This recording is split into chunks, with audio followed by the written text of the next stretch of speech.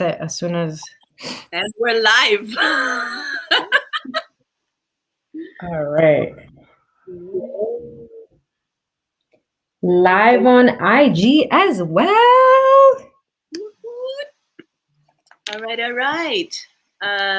Welcome. No one's here yet. I don't know about IG, but why don't we take a moment to share these videos? We got Myron on IG. Hi, Myron. We got Fomer, Fatima on IG. Hello. And here we Fomer are. is my famous niece, y'all. Follow that unicorn. With some amazing nails at Nailed by Fomer on IG. Fomer. Follow her, y'all. So as we wait for more people to come through, please tag your friends to tag your friends. Please take a moment to share these videos on your pages. And tell us where you're tuning in from. I'm going to post the live to my Facebook page. And here we are.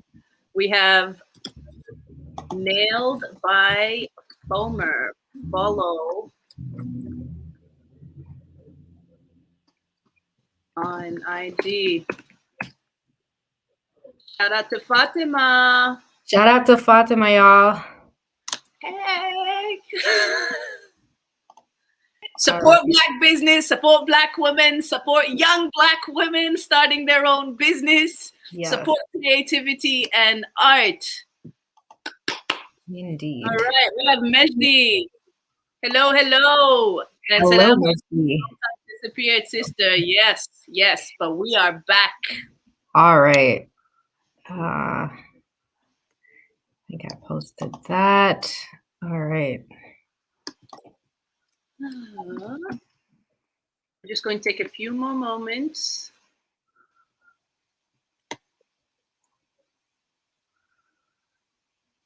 Myron says hello as well on IG. Hi, Myron. We're looking forward to your feedback, to your questions. Yes.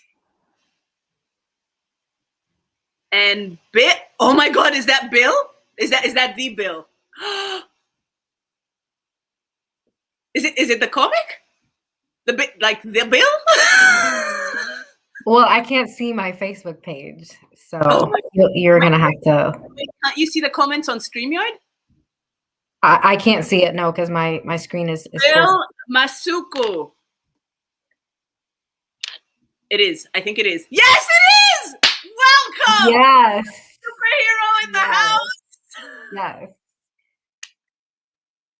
We will be dropping the link because we will be wanting you to join and give us a shout out of what to keep out because you're coming. I know you're producing more stuff. So thank you so much for joining. Alexis, saludo, hermana. Thank you for joining us. So we have Puerto Rico in the house. Yes. We have India in the house. Ooh, Sudan. ooh. Yes. Zim. We have Senegal. Woo. And we have Eritrea, Yafet Girmay, greetings, Afrikans. It was him who said Afrikans. Wasn't I just saying that? Someone was saying Afrikans. Afrikans. We'll take it. We'll take it. It says Dima. Bill says Dima is vibe. Thank you. Yes, indeed. Welcome, everyone. Thank you so much for joining us. This was brought to you by Ines. This is her suggestion, her baby, Ines. I have no idea how we got onto this topic. And I don't think, so superpowers. I think we were talking about superpowers and what makes each of us unique. And we started talking about how, just talking about superheroes representation in general. And And I think I just came across an article. It was an Economist article, which we'll share with everybody, I think after the live. So we've done a bunch of research because uh, we are comics. I don't think we're super enthusiasts. We're familiar, not too familiar. We know something, but we're curious. Curiosity is our superpower. I mean, this whole platform, the African unicorns, we just kind of get into things that to kind of just see what's there. I mean, Africa isn't just, one view. It's not all just, grim and negative and poor people and just kind of, we're rising, we're powerful, we're multifaceted, we're from all different pockets of representative of all different facets of the continent. And it's just this vast, rich mosaic of different culture and heritage. And why not explore it? Why not talk about it? And talk about all the different facets, what we like in terms of art, in terms of music, food, the plenty of good. And that's what we kind of decided to focus on for this episode is what about the superpowers? What about superheroes? And what do they look like? What does an African superhero look like? And is that even a thing? And what kind of superpowers would they have? And is it kind of something similar or close to our narrative, something that we can identify with as Africans, or is it something abstract or something that we identify with as what's been told by Marvel or by just kind of the general Western ideas of what Superman and Batman and Spider-Man look like and what their narrative is. And those stories aren't necessarily what, Africa is about. So what is it? How does that kind of feed into our narrative? How do we creatively weave into our culture and identity into the art and to represent and express ourselves? And I'm fascinated by what I found, to be honest, through this research and journey. And I don't know about y'all, Dima and Jara. And yeah, so I'm excited to talk all about it. So yeah, the introductions. I guess my name is Ines. I've been talking for a bit. So I'll stop here, but I'm tuning in from Maryland, from the US on the East Coast. It's plenty cold. It's actually snowing today. But yeah, that's where I'm tuning in from, and I'm excited to talk about this topic. So Dima, and Jara, one of you all, just take it away. All right, all right. Thank you. I am Dima Mahmoud. I am Nubian from the Sudanese side, tuning in from Egypt, where I grew up. And so this is a topic I've really been introduced to more closely through the panel. So African Unicorns launched on the 22nd of November as part of the Global Day of Action for Black Power. And it has been our intention to bring the magic. We have our share of ranting rainbows. We rant about many, many things of our people, the continent, the diaspora. And in that, even in the rants, even in the frustrations, we find ourselves still highlighting and still focusing on some amazing things that we simply don't find on the news. We simply will not find on TV. It's just, they're discussed in circles of fellow Africans. Maybe someone who was blessed enough to be in our midst will share it and will take it and share it with their friends as well.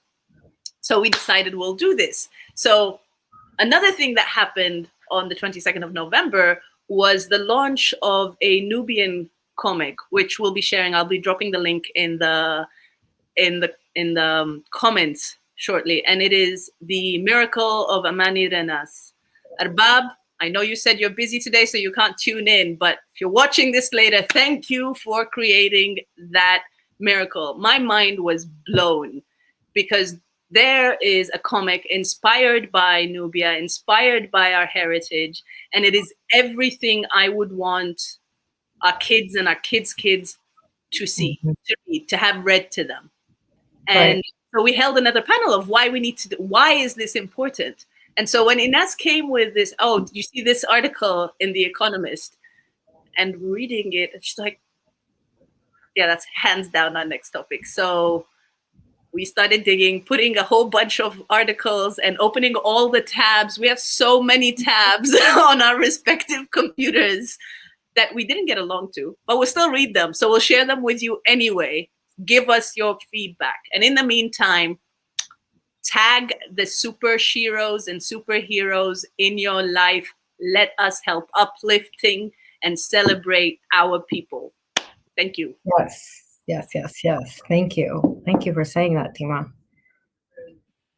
We'll go to Senegal. Jara? Yes. Hi. I'm Jara Sabali. I am currently in Senegal for now, riding the COVID.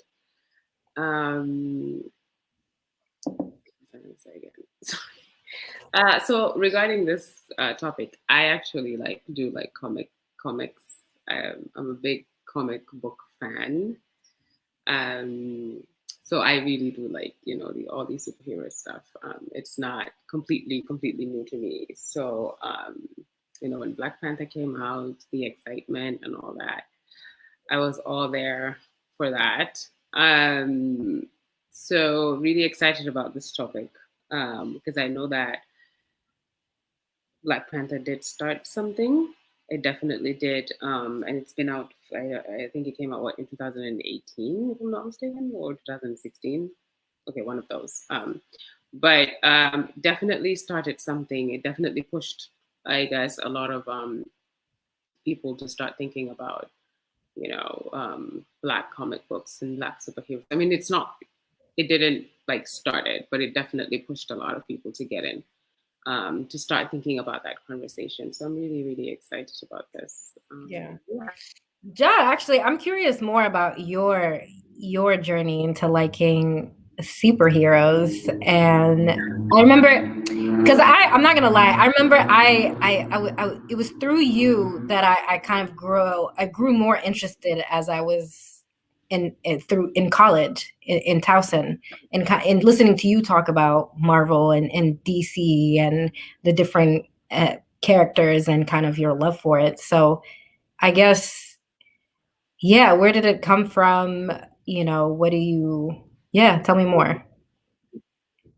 I think I've always really been into superheroes, but it really, really started when I went to the US and just seeing all the powers, and I just thought it was cool. So I really, really got into it, and definitely fell in love with the whole Storm and Black Panther story. Not only because they were Black, but also they were African. And I actually started writing fan fiction, which is a story for a whole nother day. I actually started writing. In my head, I was like, I'm gonna write this movie. I'm gonna find a way to get it to Marvel, and they're gonna work on this movie, But unfortunately, that had to take a pause because we sadly lost Chadwick last year. So I had to put a pause on that. But yeah, so really, I'm not really even sure what started it. I think I just started hanging out with people who were really, really into comic books and stuff. So I also got into it, and I really like it. But I also with Black Panther, it was exciting for me at first. It was nice to see my language, they were speaking. Well, the songs were from Senegal, some of them. So it was nice to see that on the big screen, and everything. But then it got to a point where, when all the excitement went down, and then you had to actually watch it, and there were certain things that I was a bit not okay with. I just don't. Tell me more. Tell me more about those things. I feel like you guys want to get me to talk a lot. It's I want to know. I feel like you guys want to get me to talk a lot today. No, Yeah, because the thing is, like, this is like, it's especially I feel like you're the voice of, not necessarily that, you know, speak on behalf of all the Senegalese people and how they feel about Black Panther. You know what I'm saying? It's not like that, but I'm just kind of interested to hear your perspective on it. You know, especially because you're familiar with the language, so it resonated with you a lot more differently. So, yeah.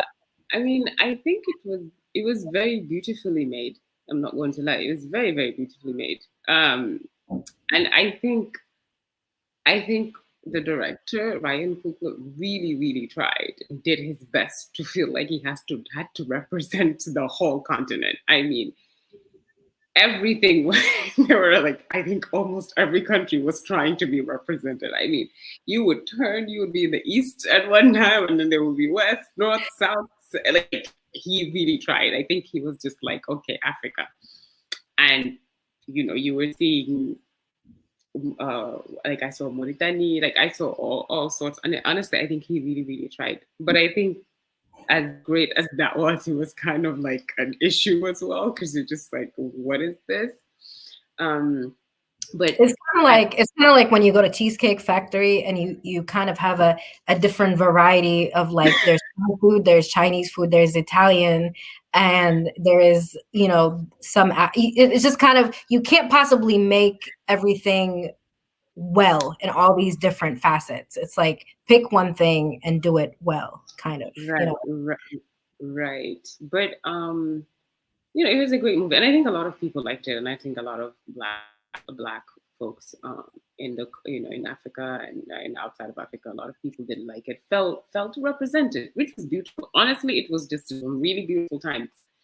I felt the the whole, I hate using African culture, but I'm gonna just use it because, for lack of better words, African culture being commercialized all of a sudden. Yeah. You know, I won't say out of nowhere, because it's always been commercialized, but this one, it went like, you know, it was being really commercialized, and then Lion King came, so, and then it just got like, okay, y'all need to chill. This is my everyday life. It's just, it's not a, you know, the continent is not a museum, and I feel like sometimes some people feel like our continent is a museum for people to come look at, take pictures, and stuff like that. And it's not, you know, it's not a museum. I don't know if that makes sense, but anyways, I feel like I talked a bit too much. You guys can take it. No, you're good. This is an interesting intersection for me, because while there is the argument about, you know, for a while the struggle has been, we're not seeing enough representation. We're not seeing any representation of the positive Africa on cinema, whether it's you know, even talking about the big names, whether it's DC, Marvel, specifically bringing it back to the comic world. And now that we do have some sort of, you know, the representation and coming so more recently with Black Panther, you know, there's the argument that at least there is some sort of representation that's positive. So we should just take that and be okay with it. No.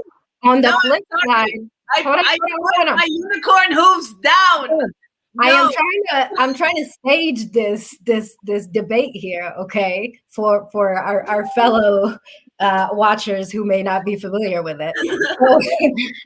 So there's that argument. At least we got something. No, that is better than nothing. Okay? No, we're bringing back. And there is the argument that we need better. We need something that's more representative, that's more rich. So I would rather have nothing than something that's like mediocre. Okay, Dima, so talk about it. How do you feel? You know how I feel. I think anyone who's seen me or heard me speak about anything to do with at leasting anything that is African knows how I feel. We are so beyond the at least. We are so beyond the crumbs. Yep. That's it. That is how they continue to divide and conquer. They'll throw some crumbs, and at least you have some crumbs, and we start fighting over these stupid crumbs when we're the ones growing the bread, growing the wheat, making the bread and the cakes, and then we can't eat our cake, nor can we have the full bread. We're just having crumbs, and at least we have crumbs. So no. And also, Jara, I think the reason we wanted to hear your side of Black Panther and because I've gone on so many ranting rainbows on I don't even know what to call it anymore, but the facade, in my opinion.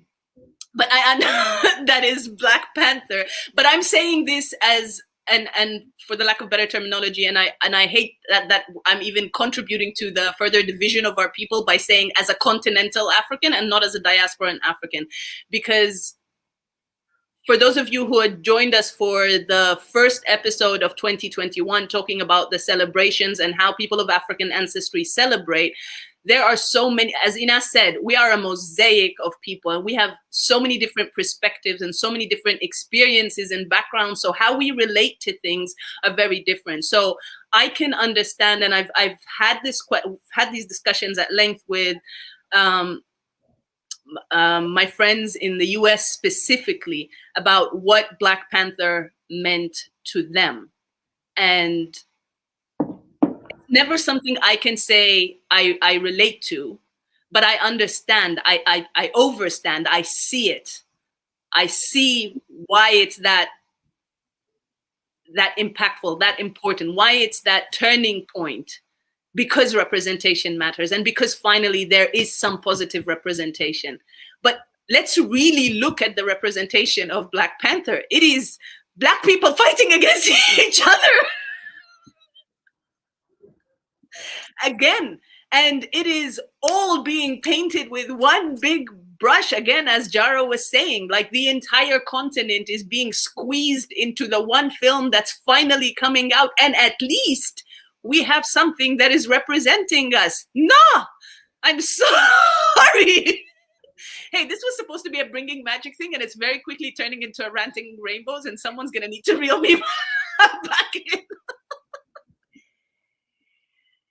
No, I mean, I think that's important though. I think that's important because it matters what kinds of messages we're sending out. Because if the whole point of this is we're saying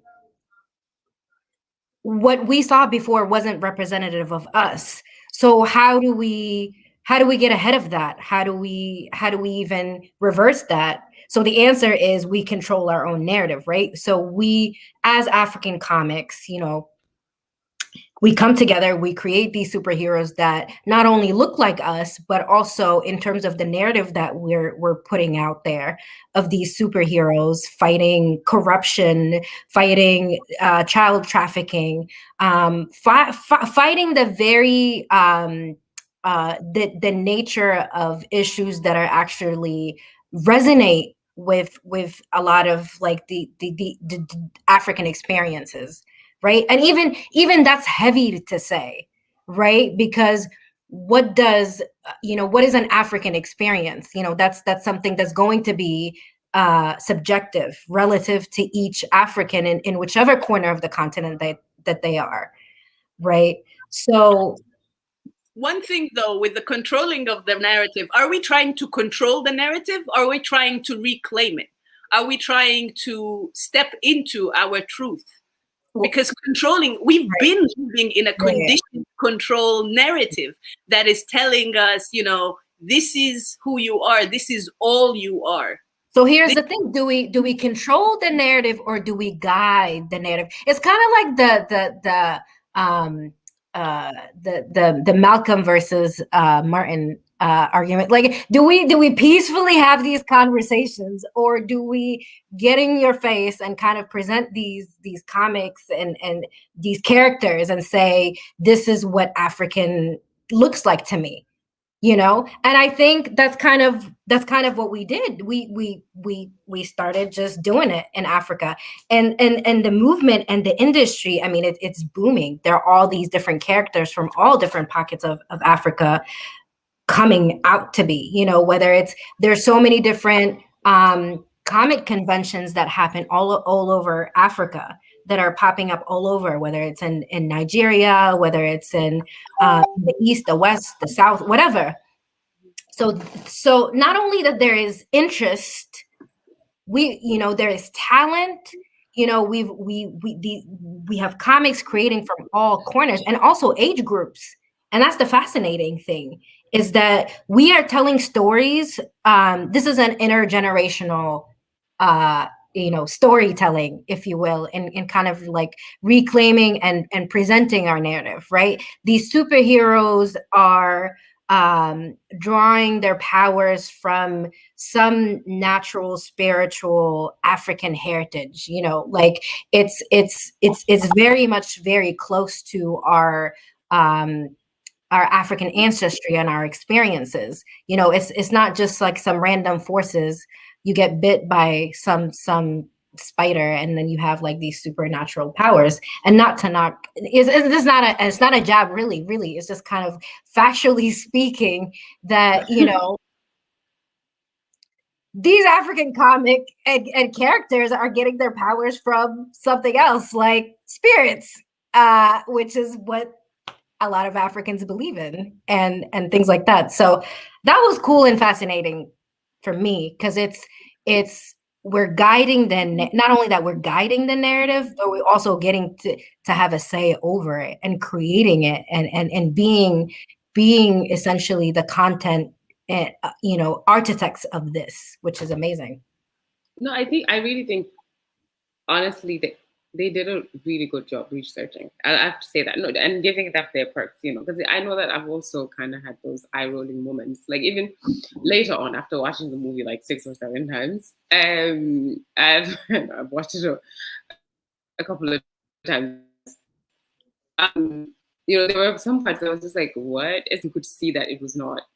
Then I got to like pay attention, because you know the excitement is there. You're excited about the music, you're excited about the clothes, about the people, about how beautiful it's made. But after that dies down, and you see some things and you're just like, what was that? Like you can see that it was written by a non-African. But definitely I could see the research that was made, you know. And okay, granted, we did, you know, like the music. You know, Ludwig did a good job. Granted, he did get the Oscar instead of the folks who actually sang the songs, but okay, so that's fine. You know, you know, that's okay. He did his research, and he did the traveling, and he did the composing and whatever. So I guess he deserved the Oscar, and the recognition and everything. But you know, he made the effort, went, you know, to Senegal and South Africa and, you know, some other countries, and followed these local musicians and whatever. And they made really good tune, and, you know, they did their research. And I think they did a really, really good, like Ines was saying, that some of them, like, you know, the whole, like, took time to do their research. But like you were saying, taking control of like the narrative or something, like, would you have preferred that maybe the director was African, and as in someone who was, you know, raised here, you know, knows some of the stuff, and would you have preferred that, or, you know, like someone like do you think it would have been different if we came together, the unicorns, and having a Black Panther superhero movie? Right? Do you think that would be better than like the one that we have right now? Yes. Yes. Because first of all, we'd be rich. Yeah, we'd be rich. First of all, and here's the thing: money back into our communities directly, into our communities. Thank you. And here's why this is a lot more important than just representation, right? It's not this lofty idea of we just want to be seen and we want to be represented as Africans. No, this also ties into like economic power too. You know, it's ownership, it's entrepreneurship. This is eventually something that it can be revenue generating, right? How much money did Black Panther make? You know what I'm saying? Like, imagine if you were, as an African, that having to tell your story and that be a Marvel hit, and you are the African curator of that, and that money is essentially going to you. And so when we talk about economic power also in the African community, we need to be the face of that, not just collecting chump change, not collecting royalties, not collecting back pay. Crumbs, Whatever it is, stop fighting over the crumbs. whatever it is, as the owner and curator, it's not, you know, it's essentially, you can look at it from another perspective, that your story is somebody else is capitalizing off of your story, right? So all I'm saying is, you are the essentially the center of this story. You and get to tell that story from your perspective. And I know it's not going to be easy, you know, in kind of just like saying that, well, break through and create your own content and just make it into Marvel. No, and Marvel isn't really, or DC, or any of these studios aren't really the main medium. I mean, we're entering a different dynamic now in 2021, where we have now platforms that are coming up that are specifically for African content, for African comics, that we're either developing or we have already developed, that have come out. And so invest in these platforms that are created by Africans for Africans, and we get to tell our story, not looking at it and being like, well, you know, we appreciate their effort in that story, but we can see like certain nuances weren't really like, you know, fleshed out properly. No, if you get somebody who is close to that story, who's telling it from a first narrative perspective, they have authority over that. It's expertise, content, and you get to tell the story, and the story has richness and depth. When you are directing it and you're producing it, you have firsthand play into that. When you just shoot the footage, from even production, when you just shoot the footage and give it away to somebody else to cut it and produce it and package it, they have essentially say over however they can cut it out and produce it, the final cut, right? But what I'm saying is, why do that? Why give it to somebody else to package it however they want to package it, and so that they can extract the sound bites or create the sound bites that they want to create? That's not really reflective of what I, as the artist or as the owner of this experience, want to put forth. So I feel like the questions here are very similar to the questions we've had, again, with the conversation for the Global Day of Action for Black Power. Right before Arbab launched, like officially launched or came to discuss with us his journey with The Miracle of Amani Renas, which is a story inspired by Nubia, is that it also allowed him the creativity to imagine different endings and how to relate history or aspects of history and our truth to our children, right? And fine, he didn't call it Nubia so that he can have that creativity. So, you know, the Nubians in his book, or they're Mubians. It's close, but they're Mubians, which allows him the creativity, which again, so it's not just about telling your story and a representation. You're sharing your reality. You're sharing the reality that is being actively swept under the rug. It is being controlled by the powers that be, that don't want our youth to understand and fully connect with where we come from. And so the conversation that we had in the panel right before that, which is creative writing for Black Power, and it was, the link is now in our comments. Please take a look at it, share it, amplify it. You don't know who it might inspire to start writing, to start creating for Black Power. The questions we were asking is why do we write, and why for children, and why is it important to relate and relay and deliver our realities as people of African ancestry to our youth? What are we leaving them with if we're not creating? If we're not creating our journeys, if I'm not sharing my part of you know, going to Nubia for the first time and all the things that I've learned. And it's all amazing because at least what I've seen so far and what I've read on African comics is that they're not just putting the material, they're not just putting the end product out there and leaving it at that. They're sharing the steps where the inspiration came from. Every single character in The Miracle of Amani Renas is linked from an actual portrait or a photo that this brother just sat and researched. The names and their meanings and the significance of every name within the context of the story and the representation of the different people that are within this story, this truth, all make it different and all build the connectivity, the interconnectedness and our oneness as a people. We then wouldn't feel the need to squeeze all that we are in the one story. Right. Because now, like, his main character is Winji. But guess what? Winji is Nubian, but Winji is about to go on a full tour of Africa and learn about all other African civilizations. You have Tambra Stevens. Look her up. Look up Wanda. I am Wanda. At I am Wanda. She has little Wanda, who's this young African-American girl who is going to the continent to learn the power of different seeds and different fruits and different foods that can help her ailing grandmother. And in every trip and in every story, she's learning about how that particular plant, how that particular fruit has been used by the people of that land. So it's bringing kids from different sides of the world together to see that, yeah, there's more here. We can look beyond what we're being told we are. Right. Okay, shall we take a moment to look at the question? Yeah, I was going to say we're well past our midpoint here, so let's hear the comments. Okay, so we have Aya. Hi, Aja, little sister in the house. She says, my superpower is food. I can make it and make it disappear. Yeah.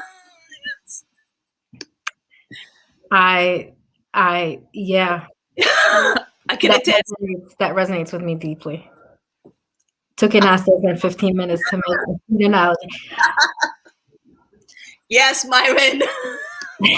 Listen, keep it real. Okay, Mejdi says, hey, I ain't mad at him though. It ain't that often that Hollywood gives Africa a shot at being, I'm hearing and seeing is at least a shot at being displayed in a positive light. I guess that's why that brother went heavy with African content. Like, I get it. I really get what he was trying to do. And again, it was created by a non-African who was really trying his best to represent Africa the best, because like he's best. Here's the thing. We're assuming good intention here. No, but honestly, like why I'm saying is that looking at his previous movies, especially I think it's called Fruitville Station, if I'm not mistaken, it's a really good movie about a black guy that gets shot, and that was so well done, low budget, but so well done, because he was writing about something that he knew. He saw himself in that guy. This is an African American guy who I think got shot or something. But Fruitville Station, very very good movie with Michael B. Jordan. But it's like you can see how that was, it's basically him seeing himself in that movie, But then this time, as much as he tried, and he's black, and you do your research and stuff like that, but there are bound to be some,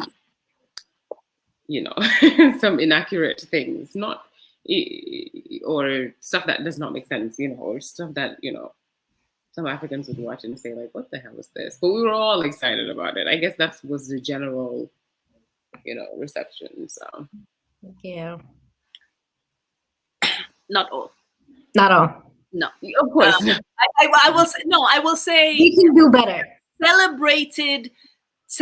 For example, Chadwick, may rest in power, did an amazing job as an actor, right? Like his job was done superbly. And definitely. Yeah, I celebrate that. I celebrate my people showing and exuding excellence in all they are and in all they do. What lies behind that, what depends on that, what comes after that, no. But I can separate.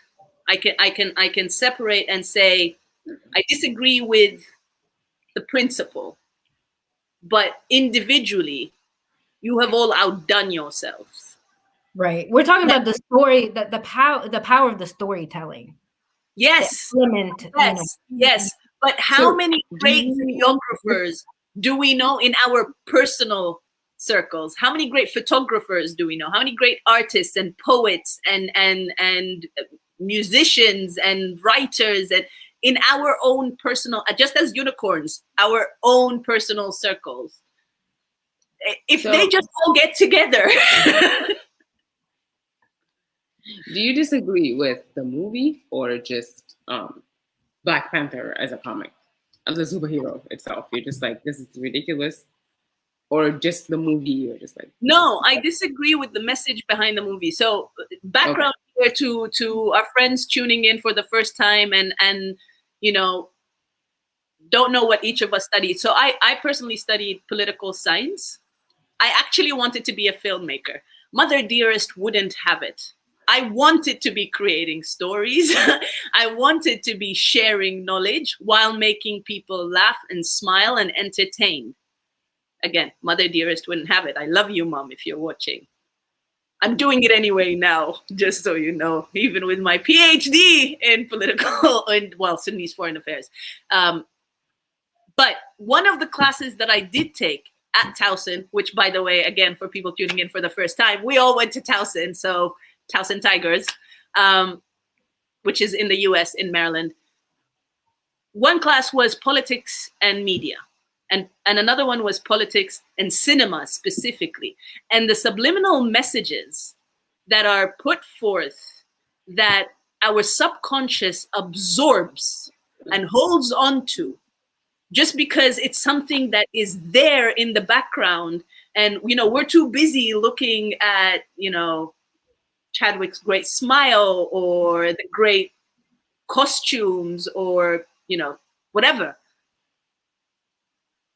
But something is in the background. Shh. That something in the background is that, look, all these African tribes are actually fighting each other.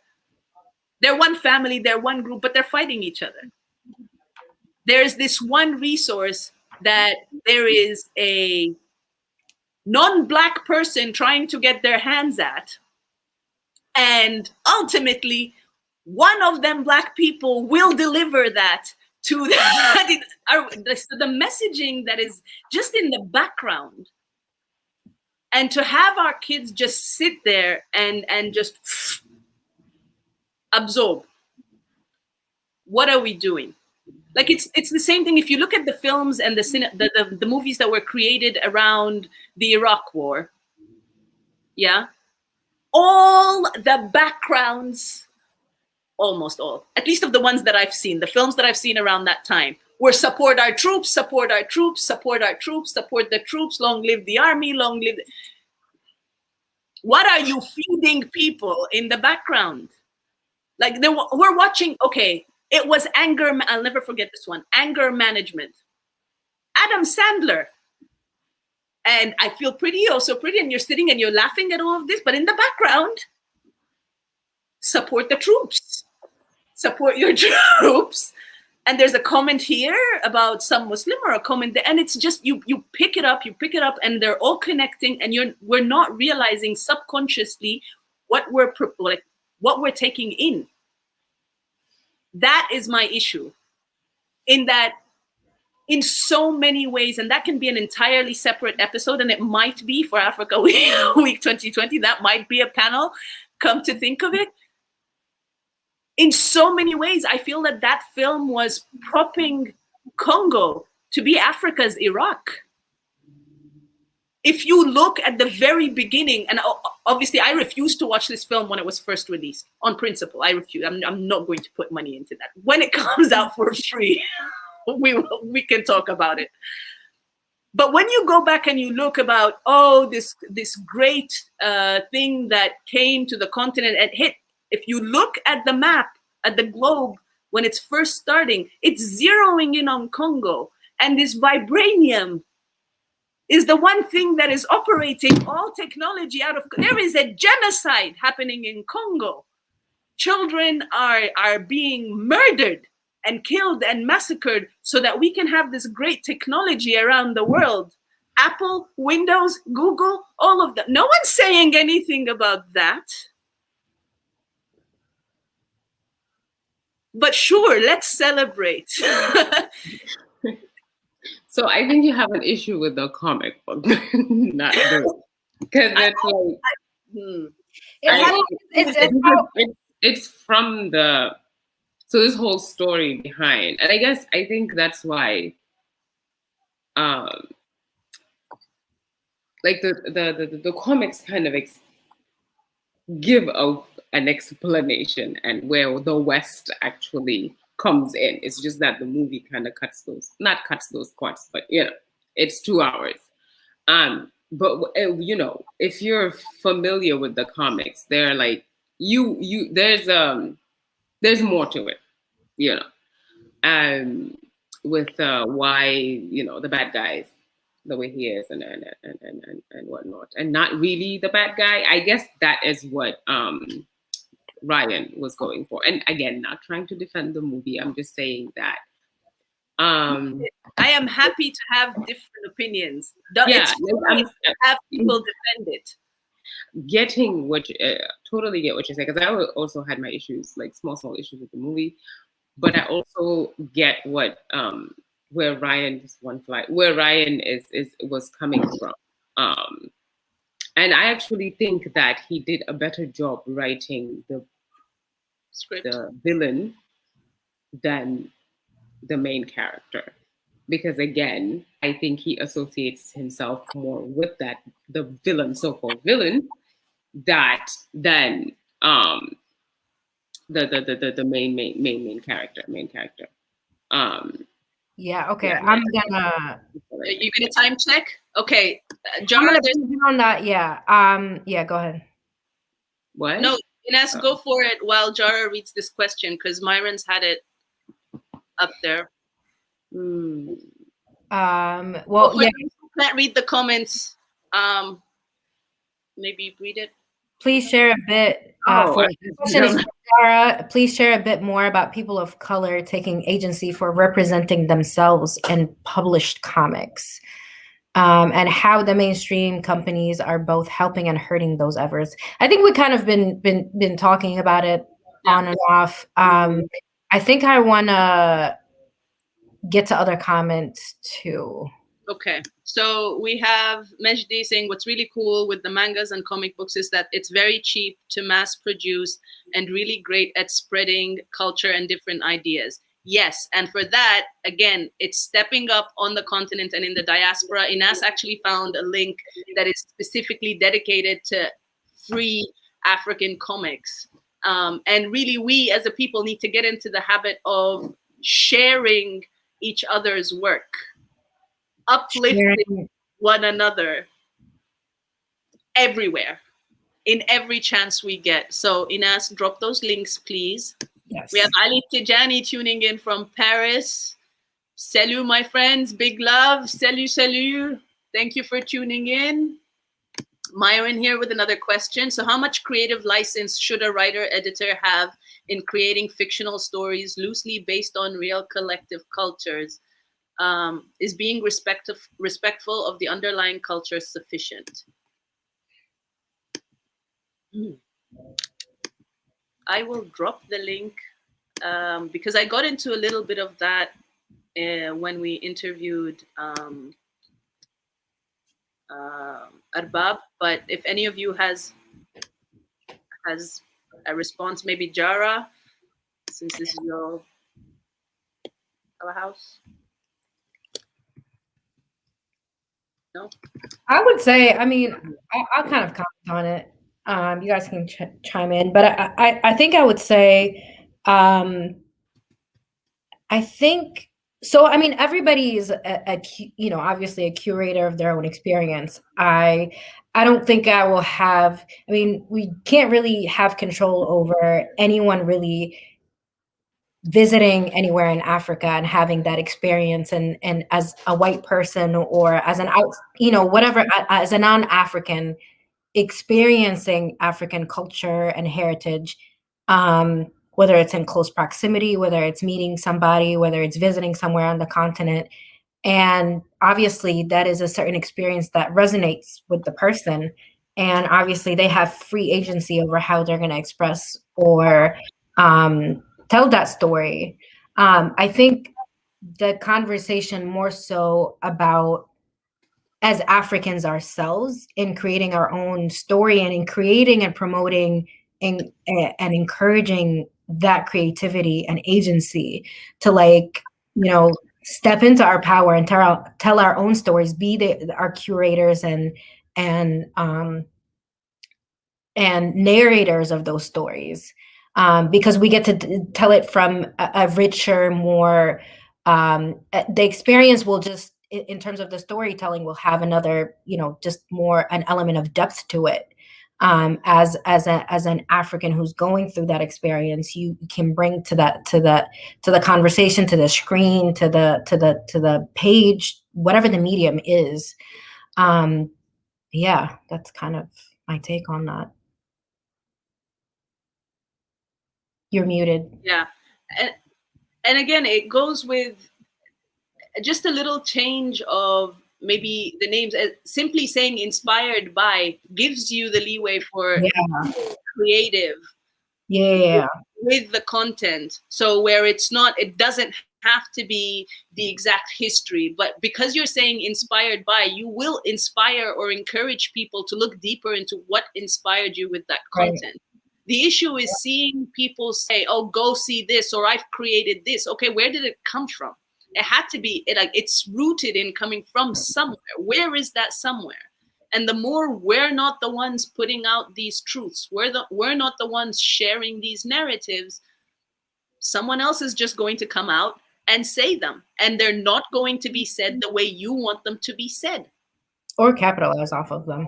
That too. That, like white fragility. We're not like, if we were to put a superhero movie together, would it won't have as much, I feel like, impact. It's because this is Marvel is Disney. It's big, it's huge, people are gonna watch, people are gonna buy. But gonna make $1 billion.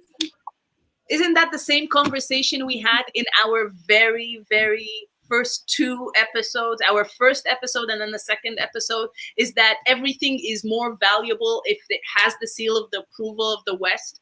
Why? That's the thing. No, I'm not saying it is. It's just that they have the fun. Not the funds. It's just they have it's from Disney, it's from Marvel, and I think even our people, give Black Panther all that validation because it's from Marvel, because it's from Disney. And they're like, this is great. This is awesome. I am seeing my language being like a 3D IMAX, movie thing. And I see people are watching it. They're hearing on a $1 billion movie. It's like, this is great, and that doesn't mean that we make movies, and we have all our stuff like that, and I watch those every day, and it's just like that feeling is like, okay, that feeling is not there, but you watch this movie, you're just like, damn, this is great. Just I think that's what Black Panther did, and not only to Black folks, it did it to it did it to Africans too, because there are a lot of Africans who, I think, after, again, watching it a gazillion times, and then all that excitement goes down, and then you start watching it, and then you start seeing things, and you're just like, okay, well, this could have been avoided. Like, this is not how we act. Like, what is this? This is so you start asking yourself questions, and then the whole commercializing on the movie starts, and that's actually the part that annoyed me the most. Yeah. That actually I found very, very annoying.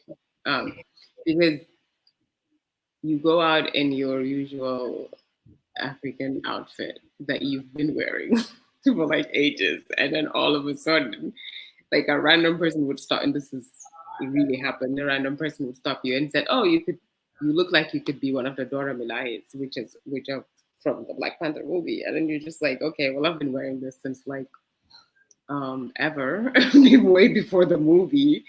So I think things like that. But that's an opportunity for like showcasing your culture too, right? I mean, we can take it offensively, right, and be offended by it, but we can also embrace it. What I like to do is use that as like a teaching or show off moment, right? It's kind of like a talent show. I kind of turn into like an action mode, right? Like I'm be like, okay, so let me tell you all about my culture. This is why I wear the headscarf. This is why I wear these beads.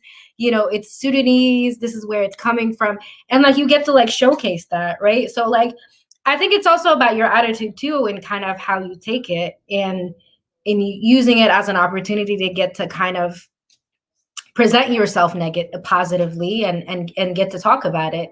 And it's okay if people now have quote unquote what you perceive as like shallow ideas of what it means to be African, and it's reached a wider audience as to like just elements or essence of what Africa or its culture is. And that could just lead to more curiosity and people wanting to just know more and come into contact with more Africans and have conversations and get more curious and fascinated with these stories. But I don't want to get into that too much because we're coming up on the hour. So this one might be extended because Bill just sent a message and he's ready to pop up and join us and share a bit. But, oh my gosh, but yes, guess what else is amazing? So I just read the next comment, and it's a comic I had heard of, but it's the first time I go to the website. So shout out to Unicorn Mayas, who dropped this information where I looked them up, and guess what their logo is? It's a unicorn. It's a what? A unicorn. Are you serious? Yes. So this is Mayas's comment. Adila is a new comic book on its second edition from Sudan, in Sudan, ran by a group of youth that is very dedicated and talented. Adila, also the name of its Shiro, aims to incorporate and bring about discussions on issues pertaining to peaceful coexistence, social justice, and human rights. It's a new experience in Sudan, so challenges are paramount, but the fight keeps on. This is what I'm talking about. The narrative is ours. We get to tell that from who's going to depict that nuance. You know what I'm saying? Who's going to depict that nuance and richness and depth and bring it to light in such an amazing, engaging, like creative way other than your own. And there it is, ladies and gentlemen. Yes. I'm dropping the link. Please check them, follow, support. We have Ali Tijani saying this is one of the best platforms I have come across. Yay! Thank you. And then we have Mayas. I just want to make sure I'm not missing any comments because this thing is going crazy. Okay. Myron. Hey, Jean-Michel. Fellow African unicorn. Yes, okay. So very quickly, we should say happy birthday to a fellow unicorn. And also, we are all Aquariuses. Okay, I don't know what the plural of Aquarius is, but we're all Aquarius, plural. Is it a coincidence that we're all friends? I know. So happy birthday to all of you, because I think by the next one, it won't be our birthdays will be over. So happy birthday to all of you. Wishing you all the best. And you. Many more birthdays to celebrate. I love you guys. And this is an awesome platform. And I'm happy we got to do this, especially with you guys, because I spent a lot of transitional moments with you guys, ups and downs and all that. We won't get into all that, but really, happy birthday to you all. You all are beautiful, great. I love you. And okay. Thank you. You too. You too. You too. Feeling the love. This is amazing. And I think we get to share it with people pouring their love too. This is amazing. As we're learning about this topic, we're continuing to learn as we're even having the conversation with people chiming in. It's a Hollywood movie, big production at that. What do you expect? Indeed. Yeah, that's case in point. Myron. Sorry, do we have time to go through the comments? Or should I drop the link for Bill? And I'll drop the link for Bill in the meantime. Really quick, he'll just tell us where we can support, how we can keep an eye, and hopefully, especially now with Adila, hopefully we can have a follow-up conversation where we can bring these creative geniuses to the platform to share more about their journeys. In the meantime, Myron says, unfortunately, the stories have the most accurate portrayal of non-European cultures are not going to appeal to gatekeepers of the current profit-driven entertainment industry. Yes, Myron, louder. Mejdi says, I agree, whether it's a comic book or movies, oftentimes art has a great impact on humans, especially for the youth. Science fiction goes hand in hand together. Almost every single fictional tech object that I saw as a child watching sci-fi movies more than 2 decades later have finally materialized in our reality. In my case, it was the movie Top Gun with Tom Cruise, who made me wanting to go to the army, but my eyesight wasn't great enough to be a pilot, so I did mechanical engineering instead. Maya says, film is a strong tool of this white supremacist, imperialist, patriarchal system of hate and oppression. Yes. Where else we have Bill? If you're still with us, drop a comment. Maya says, Africa has been producing great films during the last decade. It is a new industry, but must be supported by Africans specifically. Sudan's first long film was produced and funded by a European company. I believed it was showcased everywhere in the world except Sudan. I believe it will be streamed on Netflix soon. I mean, there. Yeah. Yafet says that reiterates why African film festivals are important, to put these African directors in shiner lights and recognition, to properly tell our stories with a platform and not the platform of Hollywood. Yes. Yes, yes, yes. And the great thing is now, by the way, I think it's called AfriDocs. I'm going to check and drop the link there. It is a website available to you with all African films, documentaries, docuseries. Go, it's free. Watch it and support. Mejdi, I kind of disagree with you. You don't always need a blockbuster style types of money to start a successful fictional franchise. Any successful movie starts with just a simple script, simply words written on paper. Don't need to be rich to do that, isn't it? Mejdi also said, you guys are amazing. Happy birthday. Yeah, yeah. And guess who's still with us? Yes. Okay, we might have to do a part 2 because we definitely have to get his perspective too. This has been great. I'm waiting. Bill, the link is in your inbox. As soon as you click on it, you will be in the backstage. Have your links ready so we can drop them. This is so exciting. We will be sharing some more of the links that we've read that we'll be reading. In the meantime, familiarize yourself with this platform till Bill comes through.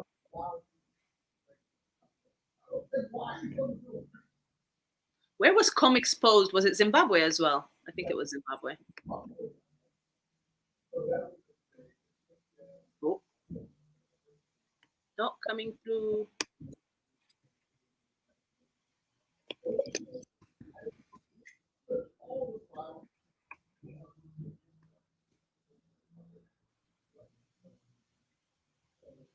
So Ines, if you were to create a superhero. Oh no, don't do that to me.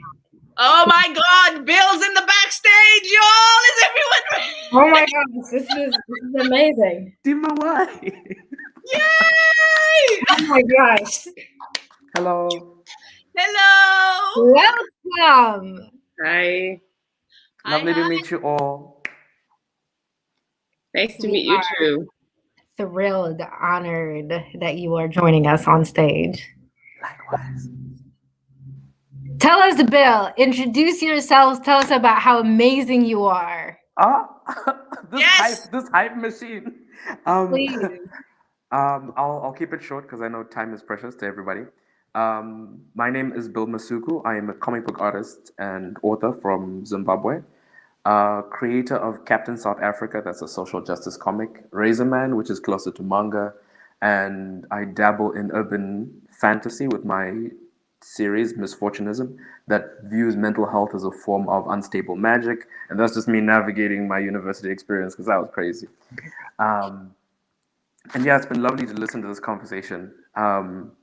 One of the things that I definitely wanted to say if I had the time was Dima touched on something in terms of like the subliminal narratives that are coming through, and not necessarily like about colonization, but definitely about colonization.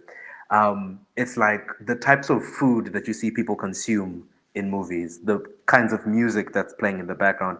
I know a lot of classical music because I watched Tom and Jerry growing up. Those characters didn't talk, but the music that played through. So I'm very slowly absorbing a culture that I don't play an instrument. I'm not saying that it's not a global narrative to absorb, but at what point do I start internalizing that from the films and the movies and the cartoons that I watch?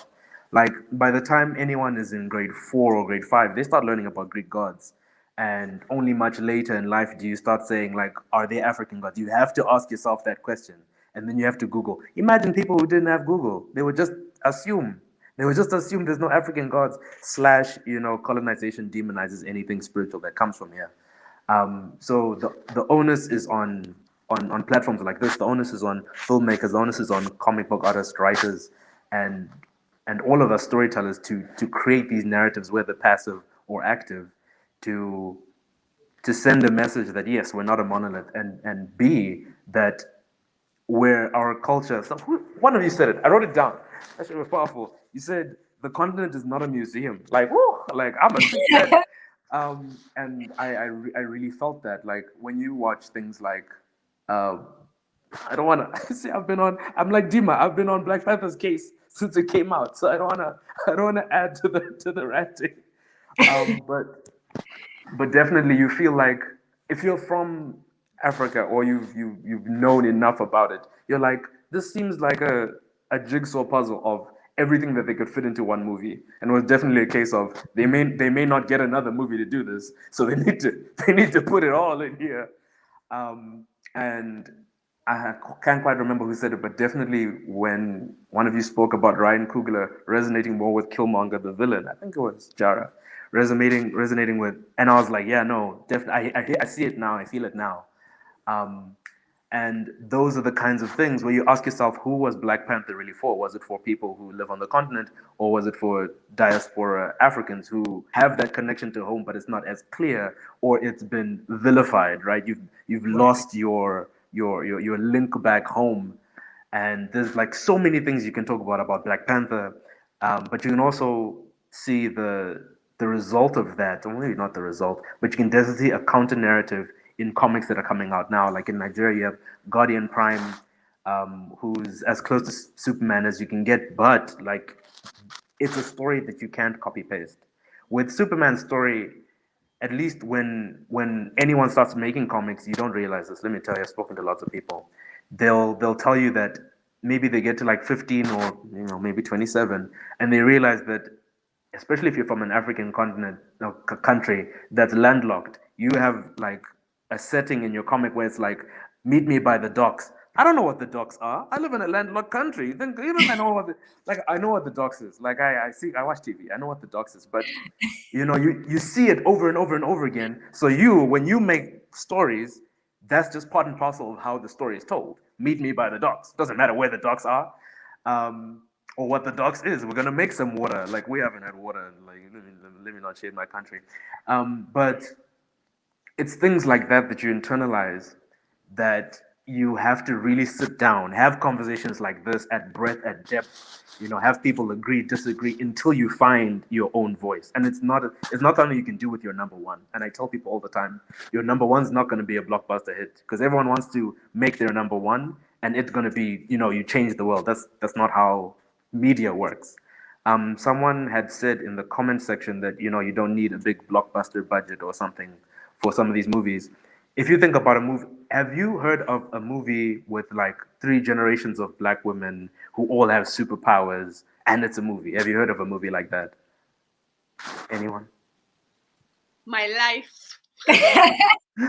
The movie, the movie is called Fast Color. Look it up. It's already been made. Fast But Color. yes, Fast Color. 3 generations of super powered black women. The movie is amazing. But you would never hear about it because it's an indie movie. It's under promoted, and it's not just the budget that goes into the special effects. It's the budget to the advertising. So I could make something amazing. Any of us could make something amazing, but the less people see it, the less people know it. And for a very long time, especially in Southern Africa and in Western Africa as well, you found people got with journalists, and the thing that pushed their story to the headlines was, this is the first African comic, because we existed in silos. We didn't know about each other because information is very hard. Without platforms like this, where you talk, disseminate, and discuss, digest, and then you propagate that information, I will just continue thinking that I'm the only one who's had this revelation that I should make a black superhero, a black woman superhero. Someone who's suffering, or not suffering, someone who has albinism, and if you don't talk, these sorts of conversations will keep happening, and we'll stick with Black Panther forever and ever, because for all we know, there's like 4 or 5 other black superhero movies that came out after that, and would we have ever heard it? I don't know. Like, I'm on Twitter all the time, and I'm telling you right now, I haven't seen or heard anything yet. That's a lie. But that's the point.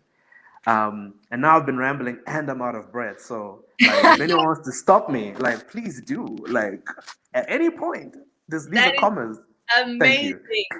I mean, thank you. We are running out of time, but I've dropped your Patreon link. Please share, support. If you can't give, share. We need more of us to keep bringing magic, to keep creating our narratives, to keep making whatever it is we can and know how to represent us, to step into our truth, to reclaim our narratives as we know it, because we know how great we are. Now, Bill, what's coming up next?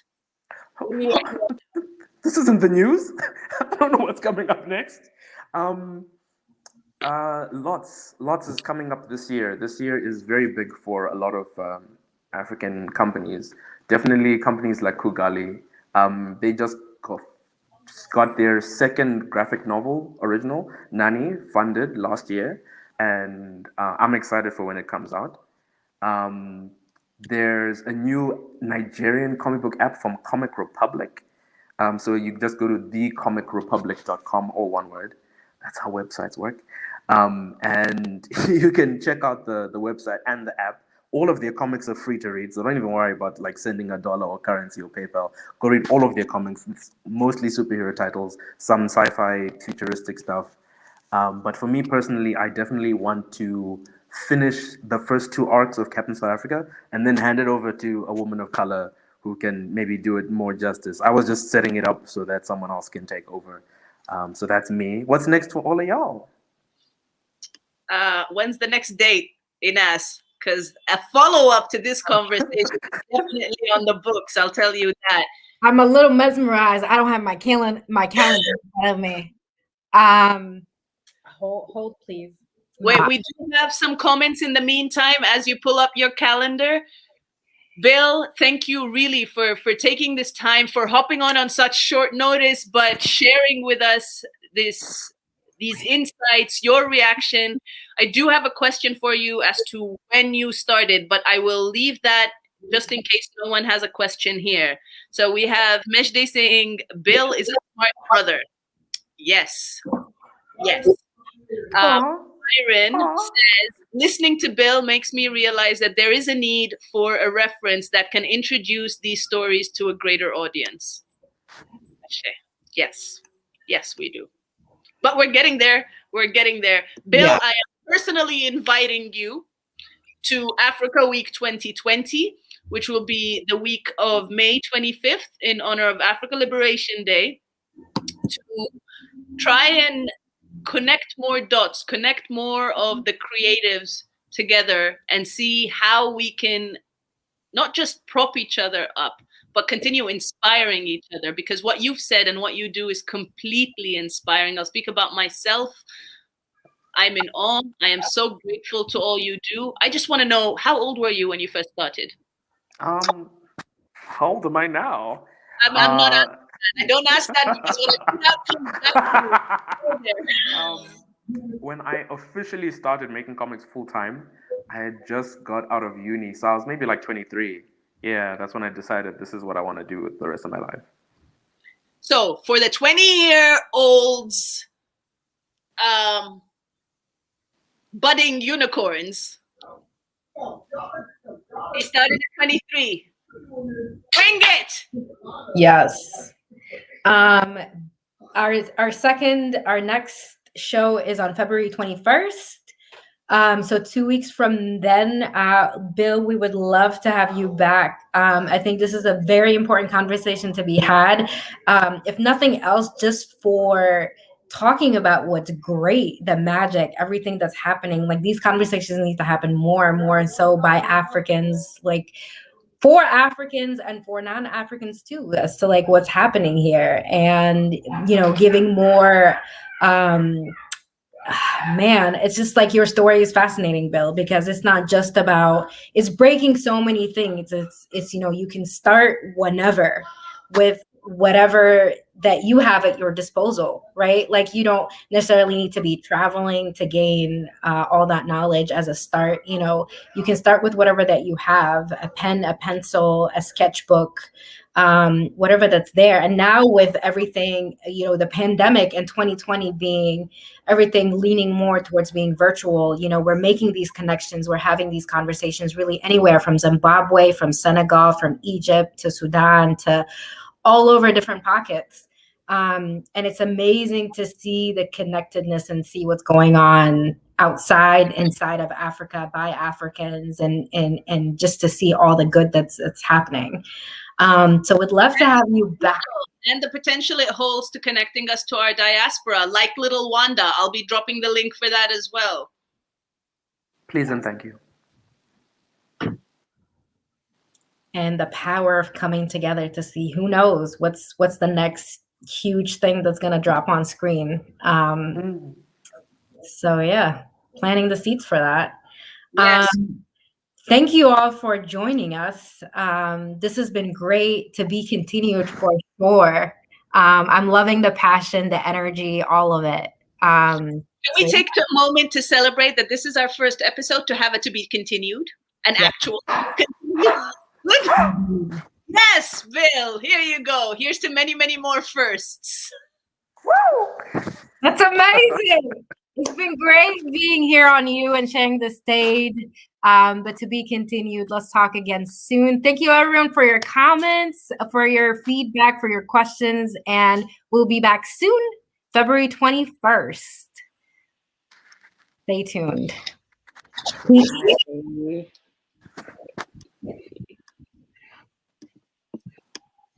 And